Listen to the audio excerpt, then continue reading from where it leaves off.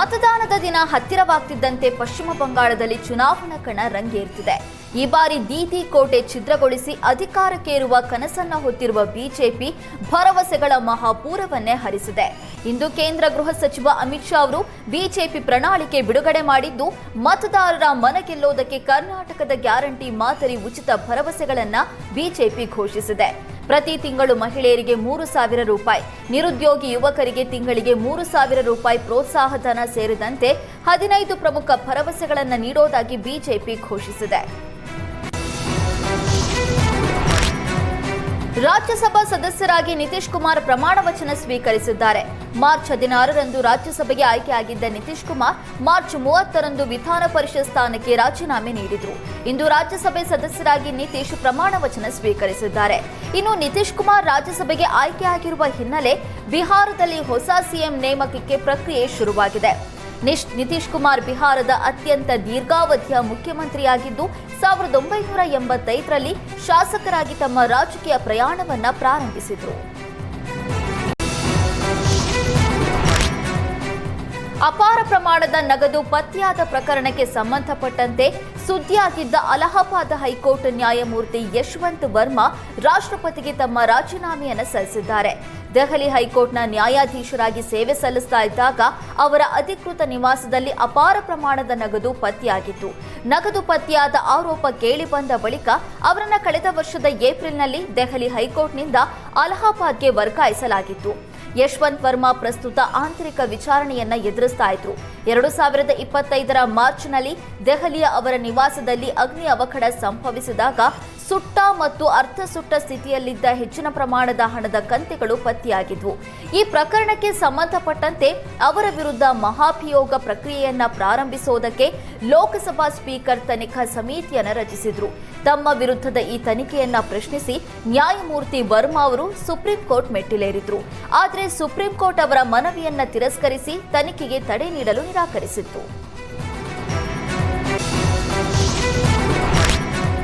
ಬಾಗಲಕೋಟೆಯಲ್ಲಿ ದುರ್ಗಾದೇವಿ ಜಾತ್ರೆ ಪ್ರಸಾದ ಹಂಚಿಕೊಳ್ಳುವ ವಿಚಾರಕ್ಕೆ ಗಲಾಟೆ ನಡೆದಿದ್ದು, ಭಾರತೀಯ ಸೇನೆಯ ಯೋಧನ ಮೇಲೆ 5 ಹಲ್ಲೆ ನಡೆಸಿದ್ದಾರೆ. ರಬಕವಿ ಬನಹಟ್ಟಿ ತಾಲೂಕಿನ ನಂದಗಾಂವ್ ಗ್ರಾಮದಲ್ಲಿ ಈ ಘಟನೆ ನಡೆದಿದೆ. ಪ್ರಸಾದ ವಿಚಾರಕ್ಕೆ ಶ್ರೀನಿವಾಸ ಗಸ್ತಿ ಎಂಬ ಭಾರತೀಯ ಸೇನೆಯ ಯೋಧನ ಮೇಲೆ ಪುಂಡರು ಹಲ್ಲೆ ಮಾಡಿದ್ದಾರೆ. ಕಣ್ಣು, ಮುಖ ಹಾಗೂ ಬೆನ್ನಿಗೆ ತೀವ್ರವಾಗಿ ಥಳಿಸಿದ್ದಾರೆ. ಸದ್ಯ ಗಾಯಾಳು ಯೋಧ ಶ್ರೀನಿವಾಸ್ನನ್ನ ಮಹಾಲಿಂಗಾಪುರದ ಖಾಸಗಿ ಆಸ್ಪತ್ರೆಗೆ ದಾಖಲಿಸಿ ಚಿಕಿತ್ಸೆ ಕೊಡಿಸಲಾಗಿದೆ. ಘಟನೆ ಸಂಬಂಧ ವಿಠಲ, ಕೃಷ್ಣ, ಶ್ರವಣ, ಕರ್ಣ, ಬಸವರಾಜ್ ಎಂಬುವರ ಮೇಲೆ ಮಹಾಲಿಂಗಾಪುರ ಪೊಲೀಸ್ ಠಾಣೆಯಲ್ಲಿ ಎಫ್ಐಆರ್ ದಾಖಲಾಗಿದೆ. ಕೊಲೆ ಕೇಸ್ ಸಂಬಂಧ ಜೈಲು ಶಿಕ್ಷೆ ಅನುಭವಿಸ್ತಾ ಇರುವ ಬಳ್ಳಾರಿ ಕೇಂದ್ರ ಗೃಹದ ಕೈದಿಯೊಬ್ಬ ದ್ವಿತೀಯ ಪಿಯು ಪರೀಕ್ಷೆಯಲ್ಲಿ ಫಸ್ಟ್ ಕ್ಲಾಸ್ನಲ್ಲಿ ಪಾಸ್ ಆಗಿದ್ದಾನೆ. ಕೊಲೆ ಪ್ರಕರಣದಲ್ಲಿ ಅಪರಾಧಿಯಾಗಿರುವ ಅಶೋಕ್ ಕುಮಾರ್ ದ್ವಿತೀಯ ಪಿಯು ಪರೀಕ್ಷೆಯಲ್ಲಿ ಫಸ್ಟ್ ಕ್ಲಾಸ್ನಲ್ಲಿ ಉತ್ತೀರ್ಣರಾಗಿದ್ದಾನೆ. ಕಲಾ ವಿಭಾಗದಲ್ಲಿ ಪರೀಕ್ಷೆ ಬರೆದಿದ್ದ ಅಶೋಕ್ ಕುಮಾರ್ 600ಕ್ಕೆ 481 ಅಂಕ ಪಡೆಯುವ ಮೂಲಕ 81% ಫಲಿತಾಂಶ ದಾಖಲಿಸಿದ್ದಾನೆ. ಕನ್ನಡದಲ್ಲಿ 82 ಅಂಕ, ಇಂಗ್ಲಿಷ್ನಲ್ಲಿ 69 ಅಂಕ, ಇತಿಹಾಸ ವಿಷಯದಲ್ಲಿ 94 ಅಂಕ, ಅರ್ಥಶಾಸ್ತ್ರದಲ್ಲಿ 84 ಅಂಕ, ಸಮಾಜಶಾಸ್ತ್ರದಲ್ಲಿ 77, ರಾಜ್ಯಶಾಸ್ತ್ರದ ವಿಷಯದಲ್ಲಿ 75 ಅಂಕ ಪಡೆದು ಅಶೋಕ್ ಎಲ್ಲರ ಗಮನ ಸೆಳೆದಿದ್ದಾನೆ. ಕೊಲೆ ಪ್ರಕರಣದಲ್ಲಿ ಜೀವಾವಧಿ ಶಿಕ್ಷೆಗೆ ಗುರಿಯಾಗಿರುವ ಅಶೋಕ್ ಕಳೆದ 7 ವರ್ಷಗಳಿಂದ ಬಳ್ಳಾರಿ ಸೆಂಟ್ರಲ್ ಜೈಲಿನಲ್ಲಿ ಶಿಕ್ಷಾ ಬಂಧಿಯಾಗಿದ್ದಾನೆ. ಈ ಮಧ್ಯೆ ಜೈಲಿನ ಪ್ರತ್ಯೇಕ ಸೆಲ್ನಲ್ಲಿ ವಿದ್ಯಾಭ್ಯಾಸ ಮಾಡ್ತಾ ಇದ್ದ ಅಶೋಕ್ ಈಗ ದ್ವಿತೀಯ ಪಿಯು ಪರೀಕ್ಷೆಯಲ್ಲಿ ಫಸ್ಟ್ ಕ್ಲಾಸ್ನಲ್ಲಿ ಉತ್ತೀರ್ಣರಾಗಿ ಗಮನ ಸೆಳೆದಿದ್ದಾನೆ. ದ್ವಿತೀಯ ಪಿಯುಸಿ ಫಲಿತಾಂಶದಲ್ಲಿ ಪಿಯು ಬೋರ್ಡ್ ಮಹಾ ಎಡವಟ್ ಮಾಡಿದೆ. ವಿದ್ಯಾರ್ಥಿಯೊಬ್ಬನಿಗೆ 100ಕ್ಕೆ 111 ಅಂಕ ನೀಡಿ ಪಾಸ್ ಮಾಡಿದೆ. ಹಿಂದಿ ವಿಷಯದಲ್ಲಿ ವಿದ್ಯಾರ್ಥಿಗೆ 100 ಅಂಕಗಳಿಗೆ 111 ಅಂಕ ನೀಡಿದ್ದು ಭಾರಿ ಟ್ರೋಲ್ ಆಗ್ತಾ ಇದೆ. ಹಿಂದಿ ವಿಷಯದಲ್ಲಿ ಥಿಯರಿಯಲ್ಲಿ ವಿದ್ಯಾರ್ಥಿಗೆ 94 ಅಂಕ ಬಂದಿದ್ರೆ ಕಾಲೇಜು 17 ಆಂತರಿಕ ಅಂಕಗಳನ್ನು ನೀಡಿದೆ. ಇಲ್ಲಿ 80 ಅಂಕಗಳಿಗೆ 94 ಅಂಕ ನೀಡಿದ್ದು ಹೇಗೆ ಅಂತ ಸೋಷಿಯಲ್ ಮೀಡಿಯಾದಲ್ಲಿ ನೆಟ್ಟಿಗರು ಪ್ರಶ್ನೆ ಮಾಡ್ತಿದ್ದಾರೆ. ಈ ವಿದ್ಯಾರ್ಥಿಯನ್ನ ಮಾತ್ರ ಅಲ್ಲ, ಅನೇಕ ವಿದ್ಯಾರ್ಥಿಗಳ ಫಲಿತಾಂಶವನ್ನ ತಪ್ಪಾಗಿ ಪ್ರಕಟಿಸಲಾಗಿದೆ ಅನ್ನುವ ಆರೋಪ ಕೇಳಿಬಂದಿದೆ. ಮಾರಕ ಕಾಯಿಲೆಗೆ ತುತ್ತಾಗಿ 2 ಕಾಲು ಕಳೆದುಕೊಂಡ ನಂಜನಗೂಡಿನ ಮಹಿಳೆ ಮನೆಗೆ ಕೇಂದ್ರ ಸಚಿವ ಎಚ್ ಡಿ ಕುಮಾರಸ್ವಾಮಿ ಭೇಟಿ ನೀಡಿದ್ರು. ನಂಜನಗೂಡು ತಾಲೂಕಿನ ಹುಲ್ಲಹಳ್ಳಿ ಗ್ರಾಮದ ಪೂಜಾ ಮನೆಗೆ ಭೇಟಿ ನೀಡಿದ ಎಚ್ಡಿಕೆ ಸಾಂತ್ವನ ಹೇಳಿ ಧೈರ್ಯ ತುಂಬಿದ್ರು. 2 ಕಾಲು ಕಳ್ಕೊಂಡಿದ್ದ ಪೂಜಾ ಪುಟ್ಟ ಮಕ್ಕಳನ್ನ ಕಟ್ಕೊಂಡು ಜೀವನ ದೂಡೋದು ಕಷ್ಟಕರವಾಗಿದೆ. ಈ ನನ್ನ ಸಂಕಷ್ಟವನ್ನ ಎಚ್.ಡಿ. ಕುಮಾರಸ್ವಾಮಿ ಅವರಿಗೆ ತಲುಪಿಸಿ ಅಂತ ಅಳಲು ತೋಡ್ಕೊಂಡು ವಿಡಿಯೋ ಮಾಡಿದ್ಲು. ಈ ಬಗ್ಗೆ ಜೆಡಿಎಸ್ ಕಾರ್ಯಕರ್ತರು ಎಚ್ಡಿಕೆ ಗಮನಕ್ಕೆ ತಂದ್ರು. ಇಂದು ಮಹಿಳೆ ಮನೆಗೆ ಭೇಟಿ ನೀಡಿದ ಎಚ್ಡಿಕೆ ಸಾಂತ್ವನ ಹೇಳಿ ಧೈರ್ಯ ತುಂಬಿದ್ದಲ್ಲದೆ ಆರ್ಥಿಕ ಸಹಾಯ ಮಾಡಿದ್ರು. ಆಕಸ್ಮಿಕ ಬೆಂಕಿಯಿಂದ ಹೋಟೆಲ್ ಒಂದು ಸುಟ್ಟು ಭಸ್ಮವಾಗಿರುವ ಘಟನೆ ಧಾರವಾಡದ ಅಣ್ಣಿಗೇರಿ ತಾಲೂಕಿನ ಬಸಾಪುರ ಗ್ರಾಮದಲ್ಲಿ ನಡೆದಿದೆ. ಹೋಟೆಲ್ನಲ್ಲಿ ಸಿಲಿಂಡರ್ ಸ್ಫೋಟವಾಗಿದ್ದು ಬೆಂಕಿಯ ಕೆನ್ನಾಲಿಗೆಗೆ ಹೋಟೆಲ್ನಲ್ಲಿದ್ದ ಎಲ್ಲಾ ವಸ್ತುಗಳು ಸುಟ್ಟು ಭಸ್ಮವಾಗಿವೆ. ಬೆಂಕಿ ಹೊತ್ಕೊಳ್ತಾ ಇದ್ದಂತೆ ಮಾಲೀಕ ಹೋಟೆಲ್ನಿಂದ ಹೊರ ಓಡಿ ಬಂದು ಪ್ರಾಣ ಉಳಿಸಿಕೊಂಡಿದ್ದಾನೆ. ಅಣ್ಣಿಗೇರಿ ಪೊಲೀಸ್ ಠಾಣಾ ವ್ಯಾಪ್ತಿಯಲ್ಲಿ ಈ ಬಗ್ಗೆ ಪ್ರಕರಣ ದಾಖಲಾಗಿದೆ. ವಿಜಯಪುರ ಪೊಲೀಸರು ಭರ್ಜರಿ ಭೇಟಿಯಾಡಿದ್ದಾರೆ. ಕಳೆದ 1 ತಿಂಗಳಿನಿಂದ ವಿಜಯಪುರ ಜಿಲ್ಲೆಯಾದ್ಯಂತ ಕಳುವಾಗಿದ್ದ ಬರೋಬ್ಬರಿ 340 ಮೊಬೈಲ್ಗಳನ್ನು ಪತ್ತೆ ಹಚ್ಚಿದ್ದಾರೆ.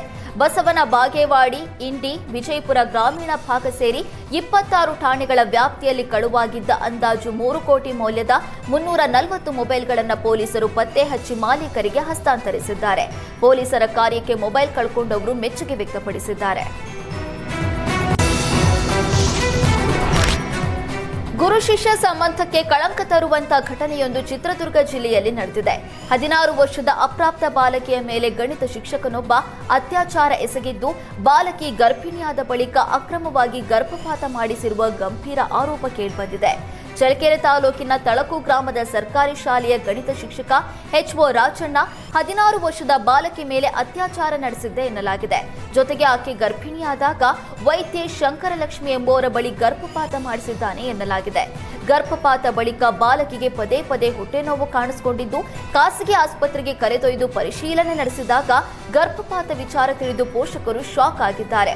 ಘಟನೆ ಸಂಬಂಧ ಶಿಕ್ಷಕ ರಾಜಣ್ಣ ಹಾಗೂ ಶಂಕರಲಕ್ಷ್ಮಿ ವಿರುದ್ಧ ಪ್ರಕರಣ ದಾಖಲಾಗಿದೆ. ಬೇಸಿಗೆಯ ಬಿಸಿಲು ಏರ್ತಾ ಇದ್ದಂತೆ ರಾಜ್ಯದಲ್ಲಿ ಕುಡಿಯುವ ನೀರಿನ ಸಮಸ್ಯೆ ತಲೆದೂರಿದೆ. ರಾಯಚೂರು ಜಿಲ್ಲೆ ಲಿಂಗಸುಗೂರು ತಾಲೂಕಿನ ಗುರುಗುಂಟ ಗ್ರಾಮದಲ್ಲಿ ಕುಡಿಯುವ ನೀರಿಗಾಗಿ ಪರದಾಟ ಶುರುವಾಗಿದೆ. 15 ದಿನ ಕಳೆದರೂ ನೀರು ಬಿಡದ ಕಾರಣ ರೊಚ್ಚಿಗೆದ್ದ ಗ್ರಾಮಸ್ಥರು ಗ್ರಾಮ ಪಂಚಾಯಿತಿ ಕಚೇರಿ ಎದುರು ಕೂತು ಖಾಲಿ ಕೊಡ ಹಿಡಿದು ಪ್ರತಿಭಟನೆ ನಡೆಸಿದ್ದಾರೆ. ಕಳೆದ 15 ದಿನಗಳಿಂದ ನೀರು ಬಿಟ್ಟಿಲ್ಲ. ನೀರಿನ ಸಮಸ್ಯೆ ಬಗ್ಗೆ ಪಿಡಿಒ ಅವರಿಗೆ ಹೇಳಿದ್ರೆ ಹಾರಿಕೆ ಉತ್ತರ ನೀಡುತ್ತಿದ್ದಾರೆ. ನಮಗೆ ನೀರು ಕೊಡಿ ಅಂದ್ರೆ ಮದುವೆ ಇದೆ, ಮುಗಿದ ಬಳಿಕ ಕೊಡ್ತೀನಿ ಅಂತ ದರ್ಪ ತೋರ್ತಿದ್ದಾರೆ ಅಂತ ಗ್ರಾಮಸ್ಥರು ಆಕ್ರೋಶ ಹೊರಹಾಕಿದ್ದಾರೆ. ಮನೆ ಬಳಿ ನಿಲ್ಲಿಸಿದ್ದ ಸ್ಕೂಟರ್ನ ಹಾಡಹಗಲೇ ಕಳ್ಳನೊಬ್ಬ ಕದ್ದೊಯ್ದಿದ್ದಾನೆ. ಲಕ್ಕಸಂದ್ರದ 16ನೇ ಕ್ರಾಸ್ನಲ್ಲಿ ವ್ಯಕ್ತಿಯೊಬ್ಬರು ಮನೆ ಬಳಿ ತಮ್ಮ ಸುಜುಕಿ ಆಕ್ಸೆಸ್ 125 ಸ್ಕೂಟರ್ನ ನಿಲ್ಲಿಸಿ ಮನೆಯೊಳಗೆ ತೆರಳಿದ್ರು. ಬೈಕ್ನಲ್ಲೇ ಕೀ ಬಿಟ್ಟು ಮನೆಯೊಳಗೆ ಹೋಗಿದ್ರು. ಈ ವೇಳೆ ಎಂಟ್ರಿ ಕೊಟ್ಟ ಕಳ್ಳ ಸ್ಕೂಟರ್ನ ಕದ್ದು ಪರಾರಿಯಾಗಿದ್ದಾನೆ. ಸ್ಕೂಟರ್ ಕಳ್ಳತನದ ದೃಶ್ಯ ಸಿಸಿಟಿವಿ ಕ್ಯಾಮೆರಾದಲ್ಲಿ ದಾಖಲಾಗಿದ್ದು, ಕಳ್ಳತನ ಸಂಬಂಧ ಆಡುಗೋಡಿ ಪೊಲೀಸ್ ಠಾಣೆಯಲ್ಲಿ ಪ್ರಕರಣ ದಾಖಲಾಗಿದೆ. ಬೆಂಗಳೂರಿನಲ್ಲಿ ಬೈಕ್ ಖದೀಮರ ಹಾವಳಿ ದಿನದಿಂದ ದಿನಕ್ಕೆ ಹೆಚ್ಚಾಗ್ತಿದ್ದು, ಮನೆಯ ಗೇಟ್ ಬಳಿ ನಿಲ್ಲಿಸಿದ್ದ ಸ್ಕೂಟರ್ ಕದ್ದಿದ್ದಾರೆ. ಆರ್ಟಿ ನಗರ ಪೊಲೀಸ್ ಠಾಣಾ ವ್ಯಾಪ್ತಿಯಲ್ಲಿ ಈ ಘಟನೆ ನಡೆದಿದ್ದು, ಕಳ್ಳರ ಕೈಚಳಕ ಸಿಸಿಟಿವಿಯಲ್ಲಿ ಸೆರೆಯಾಗಿದೆ. ಆರ್ಟಿ ನಗರ ಪೊಲೀಸ್ ಠಾಣೆಯಲ್ಲಿ ಈ ಬಗ್ಗೆ ಪ್ರಕರಣ ದಾಖಲಾಗಿದೆ.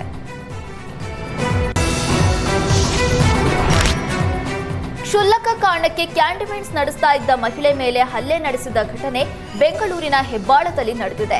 ಚಿಲ್ಲರೆ ನೀಡುವ ವಿಚಾರಕ್ಕೆ ಕ್ಯಾಂಡಿಮೆಂಟ್ಸ್ ನಡೆಸ್ತಾ ಇದ್ದ ಮಹಿಳೆ ಮೇಲೆ ಶ್ರೀನಿವಾಸ್ ಎಂಬಾತ ಹಲ್ಲೆ ನಡೆಸಿದ್ದಾನೆ. ದೊಡ್ಡ ಗಾಜಿನ ಬಾಟಲಿಯಿಂದ ಮನಬಂದಂತೆ ಥಳಿಸಿದ್ದಾನೆ. ಹಲ್ಲೆ ತೀವ್ರತೆಗೆ ಮಹಿಳೆಯ ತಲೆಗೆ ಗಂಭೀರ ಗಾಯವಾಗಿದ್ದು, 5ಕ್ಕೂ ಹೆಚ್ಚು ಸ್ಟಿಕ್ ಹಾಕಲಾಗಿದೆ. ಘಟನೆ ಬಗ್ಗೆ ಮಾಹಿತಿ ಪಡೆದುಕೊಂಡಿರುವ ಪೊಲೀಸರು ಆರೋಪಿ ಪತ್ತೆಗೆ ಹುಡುಕಾಟ ನಡೆಸಿದ್ದಾರೆ.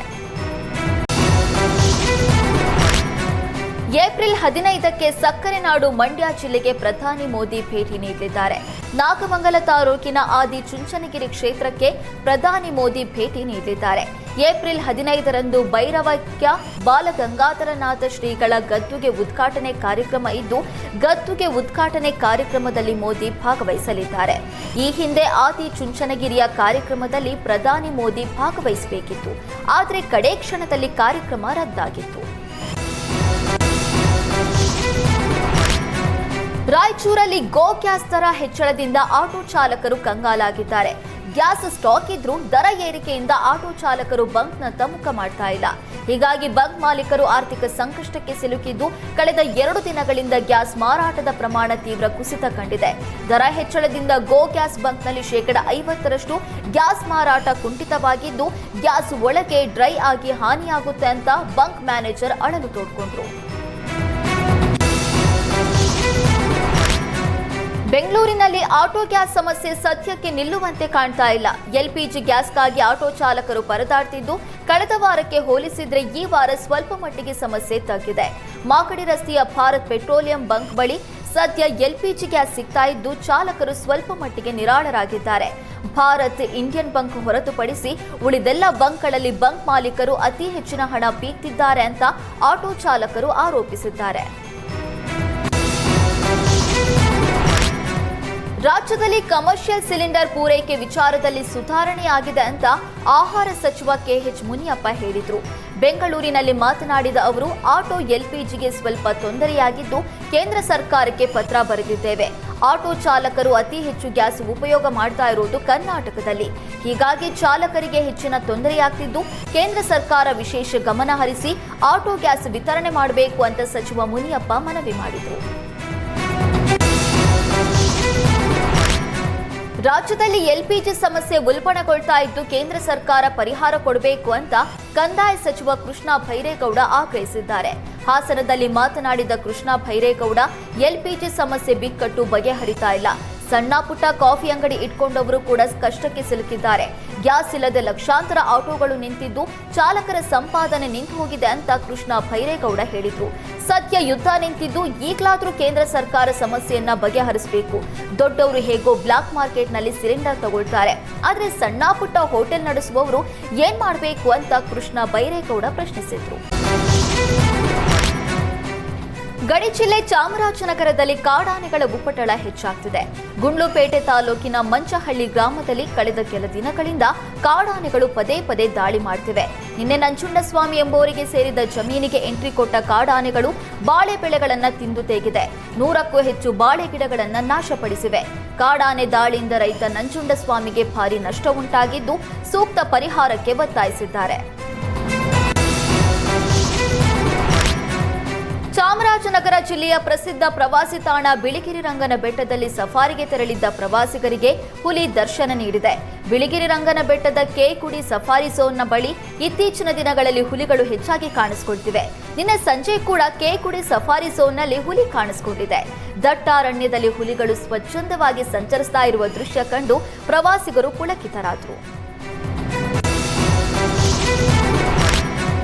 ರಾಯಚೂರಿನಲ್ಲಿ ಲೋಕಾಯುಕ್ತ ಅಧಿಕಾರಿಗಳು ಸಿನಿಮೀಯ ರೀತಿಯಲ್ಲಿ ಕಾರ್ಯಾಚರಣೆ ನಡೆಸಿ ಭ್ರಷ್ಟ ಅಧಿಕಾರಿಯನ್ನ ಲಾಕ್ ಮಾಡಿದ್ದಾರೆ.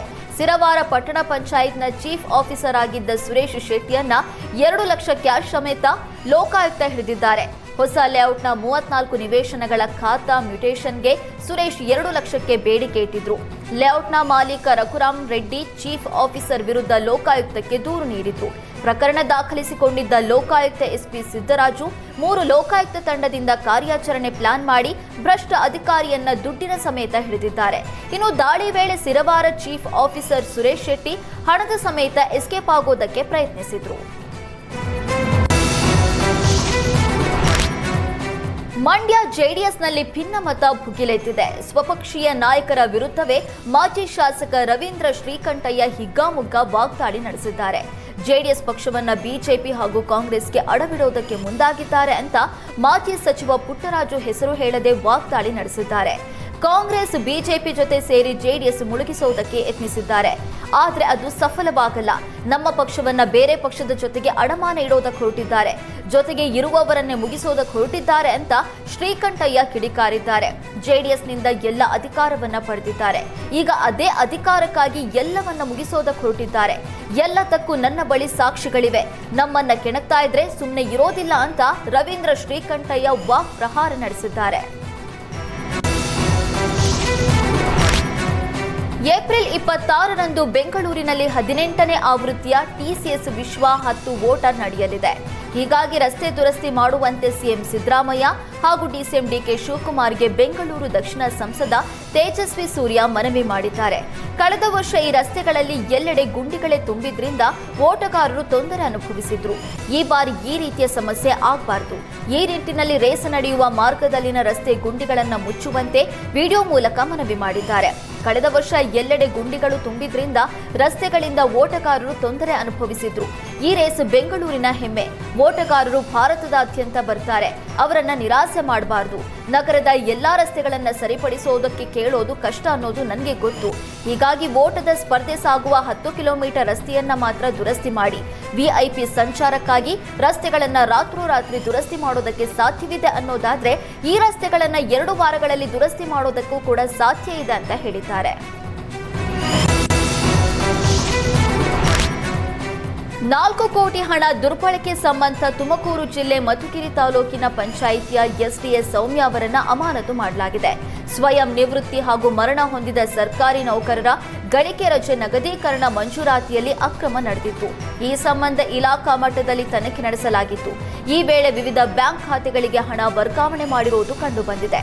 ಈ ಸಂಬಂಧ ಸೌಮ್ಯ ಅವರನ್ನು ಸಸ್ಪೆಂಡ್ ಮಾಡಿ ಜಿಲ್ಲಾ ಪಂಚಾಯಿತಿ ಸಿಇಒ ಅಶ್ವಿಜಾ ಬಿಎ ಆದೇಶಿಸಿದ್ದಾರೆ.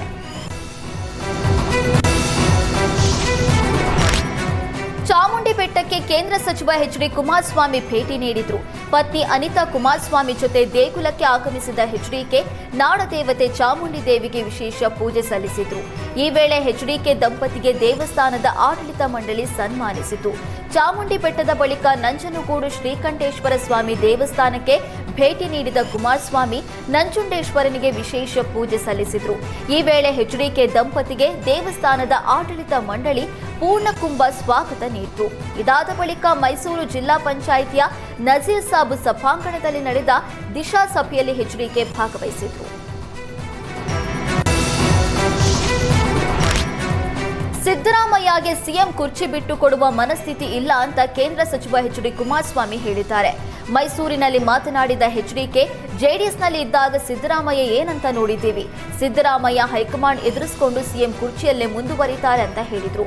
ಸಿದ್ದರಾಮಯ್ಯ ಅಧಿಕಾರ ನೋಡಿ ನನಗೆ ಹೊಟ್ಟೆ ಉರಿ ಇಲ್ಲ. ಅವರ ಪಕ್ಷದವರಿಗೆ ಹೊಟ್ಟೆ ಉರಿ ಮತ್ತು ಹೊಟ್ಟೆ ನೋವು ಎರಡೂ ಇದೆ.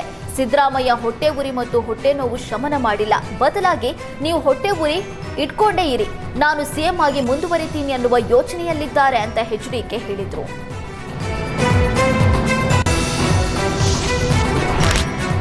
ಉಪಚುನಾವಣೆಗೆ ಮತದಾನ ಮುಗಿತಾ ಇದ್ದಂತೆ ಅಭ್ಯರ್ಥಿಗಳು ರಿಲ್ಯಾಕ್ಸ್ ಮೂಡ್ಗೆ ಜಾರಿದ್ದಾರೆ.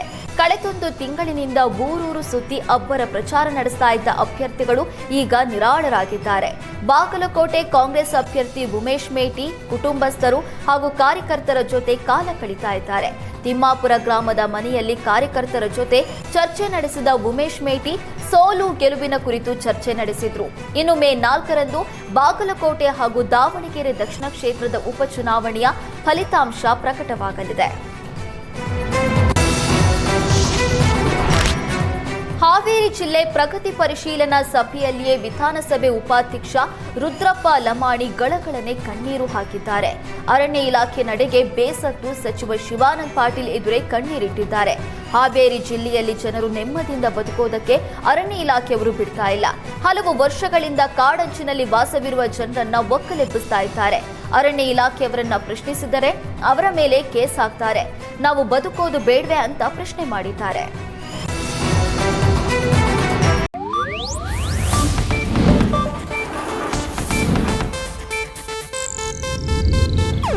ಇದು ಏಷ್ಯಾನೆಟ್ ನ್ಯೂಸ್ ನೆಟ್ವರ್ಕ್ ಪ್ರಸ್ತುತಿ.